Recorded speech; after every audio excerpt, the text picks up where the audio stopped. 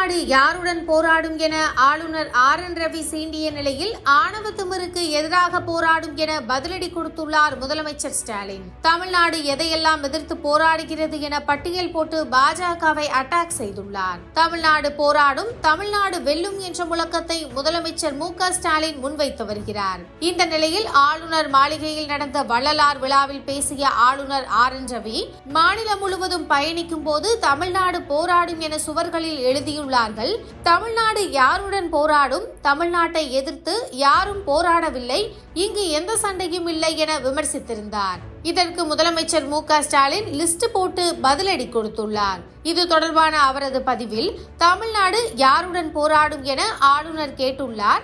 இந்தி மொழியை ஏற்றுக்கொண்டால்தான் கல்வி நிதியை கொடுப்போம் என இருக்கும் ஆணவ திமிருக்கு எதிராக போராடும், அறிவியல் மனப்பான்மையை விதைக்கும் கல்வி நிறுவனங்களுக்குள் சென்று மூட நம்பிக்கைகளையும் புரட்டு கதைகளையும் சொல்லி இளம் தலைமுறையை 100 ஆண்டு பின்னோக்கி இழுக்கும் சதிக்கு எதிராக போராடும், உச்சி மண்டை வரை மதவெறியை ஏற்றிக்கொண்டு எதற்கெடுத்தாலும் மதத்தை பிடித்துக்கொண்டு நாட்டின் வளர்ச்சியை தடுக்கும் தந்திர கும்பல்கள் தலையெடுக்காமல் போராடும், மக்களால் தேர்ந்தெடுக்கப்பட்ட அரசுகளை மக்களின் விருப்பத்திற்கு மாறாக நெருக்கும் ஜனநாயக விரோதிகளுக்கு எதிராக போராடும், ஆளுநரின் அதிகார அத்துமீறல்களுக்கு எதிராக ஒவ்வொரு முறையும் நீதிமன்றத்துக்கு சென்று மாநில உரிமைகளை நிலைநாட்டுகிறோம், அரசியல் சட்டத்தின் மாண்பை சிறுமைப்படுத்தும் எண்ணம் கொண்டவர்களுக்கு எதிராக தொடர்ந்து போராடும், தமிழ்நாட்டுக்கு வரவேண்டிய தொழிற்சாலைகளை, தொழில் வளர்ச்சியை, வேலை வாய்ப்புகளை அடுத்த மாநிலத்துக்கு மிரட்டி அழைத்துச் செல்லும் சதிகாரர்களுக்கு எதிராக போராடும், RSS ஆசையுடன் இந்திய மக்களின் ஒற்றுமையை சீர்குலைத்து